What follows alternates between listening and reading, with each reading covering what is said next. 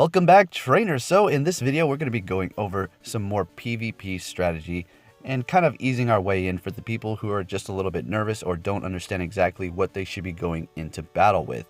Now, I'm not going to be covering everything that you need to do, not even close as a matter of fact, because there's hundreds, if not thousands of different combinations of Pokemon that you can put together as a team of 3 with all kinds of different moves to counter and complement each other.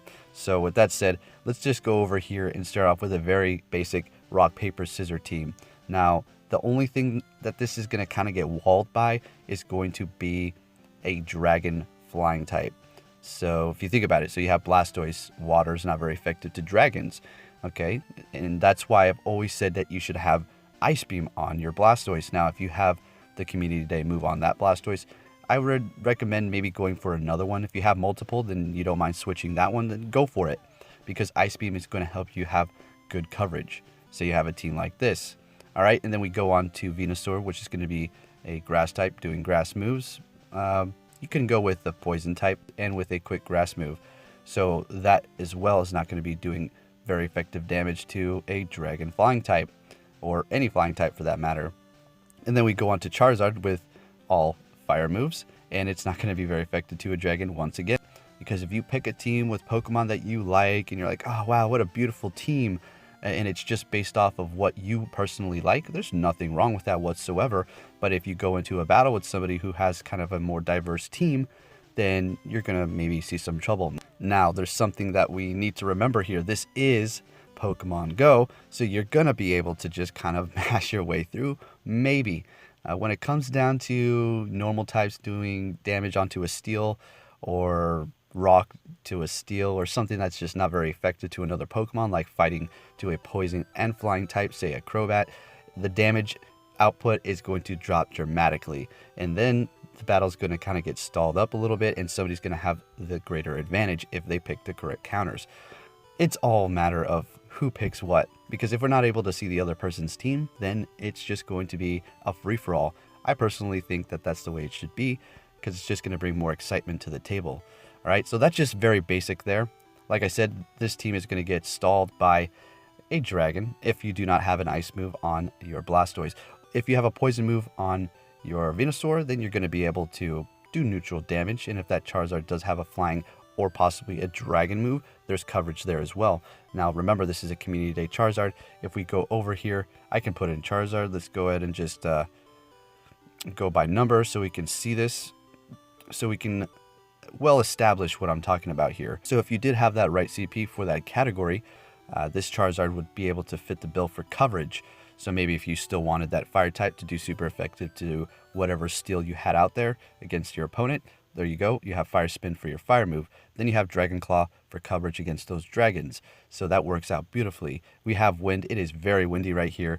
Right now in Anchorage. Got some shakes. Got some wind. It's just crazy. Got Pokemon fighting outside. Who knows what's going on. All right. So there you go. Pretty good set if I don't say so myself. Charizard, Blastoise, and Venusaur, if you have the right set on them, can make a devastating combination team. Right now, moving on to the Ultra. Now, this is just a fun little idea here. Obviously, that Lugia is not even powered up to nearly 24. You'd want to get it up to as close as possible and then leave it around there. Don't get too risky trying to go past it. Anyways, so we're entering with Steelix. Somewhat decent Pokemon here.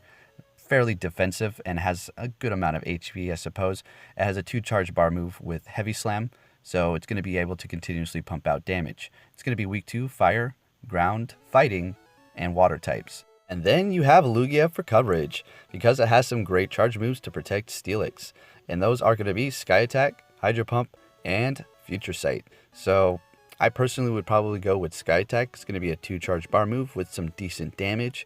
And then if you needed a, I don't know, Psychic move, I guess you can go with Extra Sensory. But it's all up to you. So you also have Victory Bell at the end for a little bit more coverage, all right? So what is Lugia going to be weak against? That's going to be rock and electric types as well as dark. If you wanted to throw in something at the end that's going to be super effective to dark moves, then go for it. Victory Bell works okay because grass moves are not going to not be very effective against dark Pokemon unless it's a Tyranitar. Say goodnight because my Victory Bell's going to slice. So yeah, Tyranitar is actually going to be a good Pokemon now that I think about it for PvP. It's going to be 4 times weak to fighting types, and as well as weak to steel moves. Not 4 times, but weak to them. And grass also.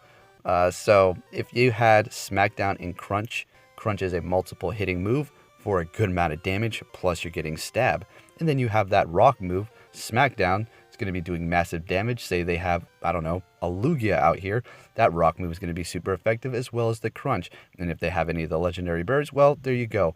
And if Moltres is out, 4 times effective. If a Charizard's out, 4 times effective. If you have a Mewtwo, well, you have Crunch for coverage. So Tyranitar, actually looking pretty good if you play your cards right. Alright, so I am actually going to power up this Machamp to prepare it for the Ultra League. So it has to be right under 2500 CP.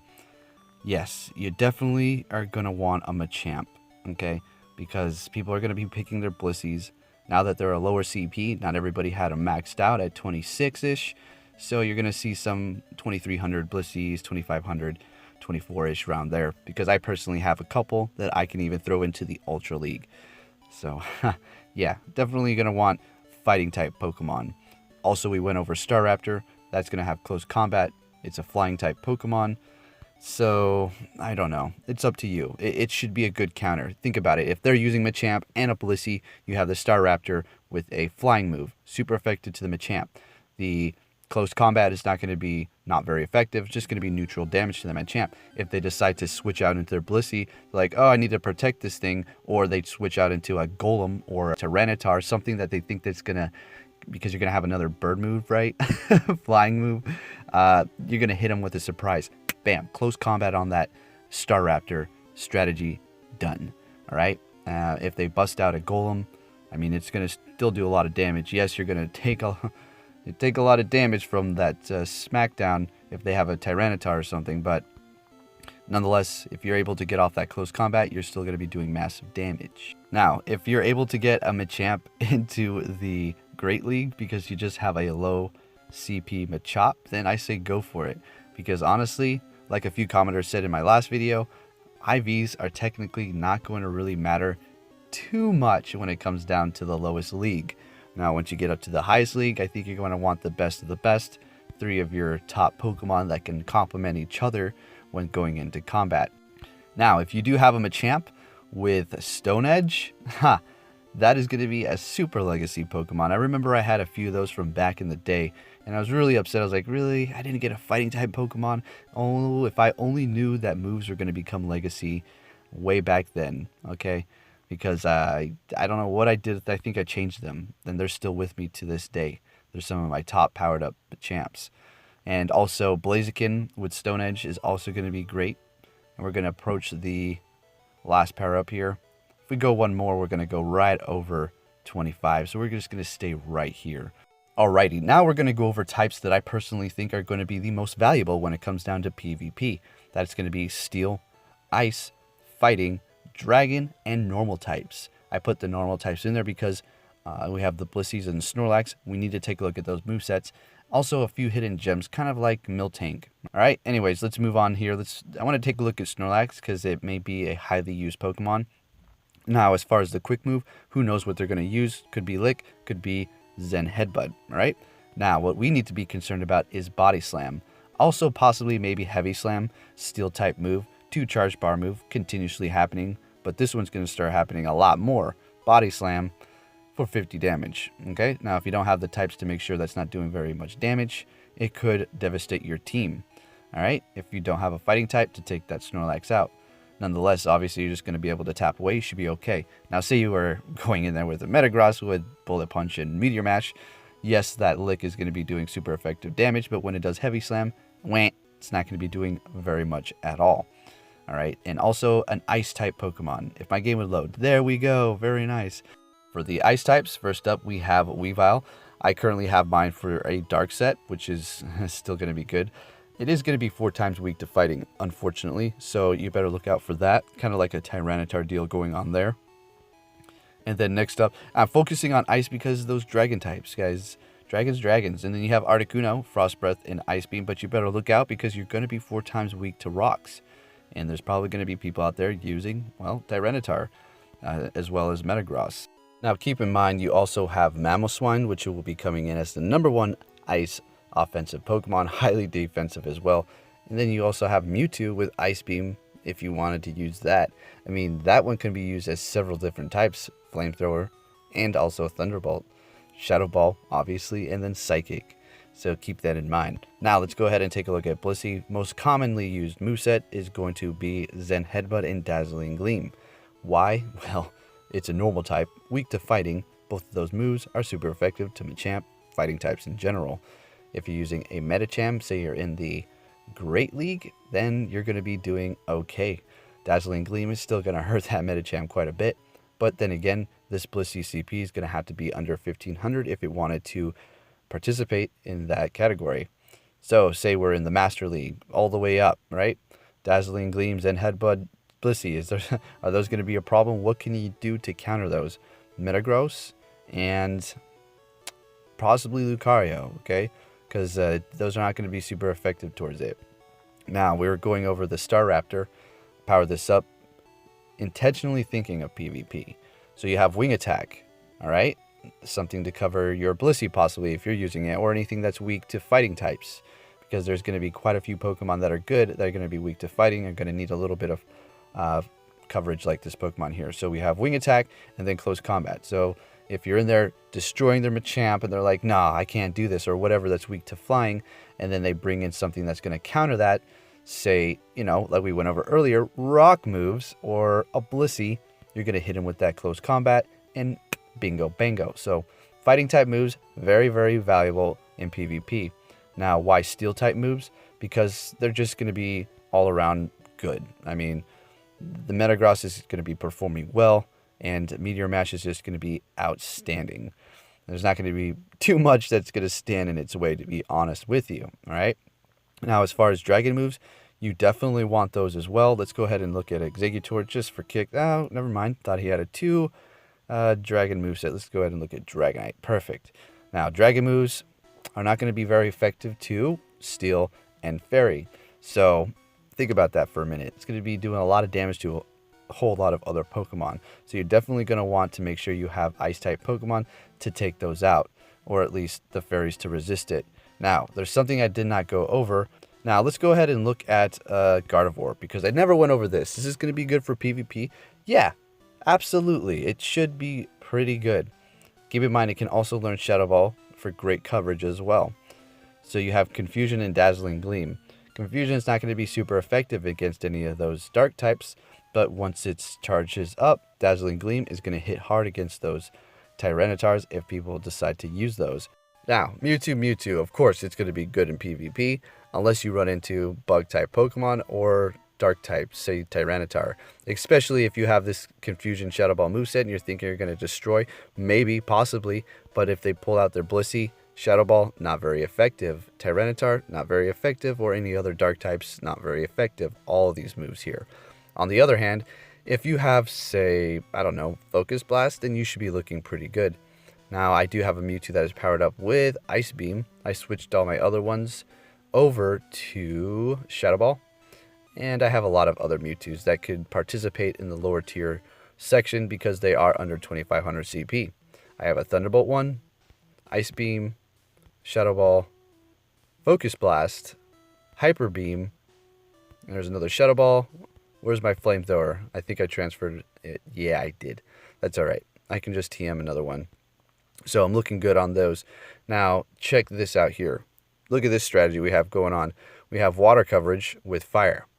Now, we've been over this before. Say they pull out a grass-type Pokemon, and you're sitting there, and you're just water gunning away, and they're laughing. They're thinking to themselves, yeah, that's right, not very effective. And then all of a sudden, Fire Blast. Yes, it has a very slow wind-up, but who knows? Maybe it might hit them. But it's just things like that that are going to work pretty nicely. All right, so there you have it for the Psychic types. And yes, you will perform pretty good. I mean, it has such a diverse move pool. You can do with whatever you want with it. I don't know if they're going to allow you to put in Mythicals into a battle, but it's there. It's an option. It's fairly tanky, so yes, Mew will be good. Right, and before we head out, I just want to look at a few underdogs. We can go on and on and on with this video, but we're just going to end it very shortly here. So we have Wigglytuff, pretty good Pokemon, fairly tanky, 233 HP. It's not even maxed out at 1741 CP. So it will learn a fairy move, as you can see here, Dazzling Gleam for 100 and then Pound. So it's going to be getting stab on both of those. Fairly good. It's going to be nice to go up against dragons with those. So just a honorable mention there. Wigglytuff is not bad whatsoever. Now if we go down here, you don't want to use Chansey. Okay. Now say you want to go into the Great League, right? The lowest one. This is going to be a great option. All right. So you have Mud Slap, and I'm not too sure what its other quick move is, but Outrage. So that's pretty good. You can go up against a dragon, do super effective damage. They're not going to do super effective back. They don't even have any fighting type moves, period. So that's going to be nice. Kingish Khan, remember that. Outrage, trick your opponents, hit them hard. All right. And then we have Ditto. This is going to be a absolutely horrible option to use. Did you think I was going to say good? All right, let's move on. Then Snorlax, you have to be wary for those. Okay. And this is why you need fighting types. I know some of these are not going to be weak to fighting, but Steel and Fighting, remember. Steel, Fighting, Ice, going to be key. Then you have Miltank, another tanky Pokemon. So it should be funny if actually people use this in the Master League completely maxed out. And if you do see it, don't laugh too hard because it's actually going to be doing some good damage unless you pull out a Steel type, right? Because it has normal type moves. Now, Slacking. Yeah, I don't think you will ever want to use that. It does hit hard with Play Rough, but remember that it has no damage for its quick move. Anyways, now we have a Wing Attack and Close Combat for my Staraptor. That's another normal type there. And there you go. So there is a lot of great Pokemon that you can use out there, trainers. But this is just the beginning. Just wanted to do a little bit more coverage. Hopefully this helped you. It wasn't too confusing and I wasn't all over the place. So with that said, trainers, thank you for watching, and I'll be catching you all on my next video. Take care.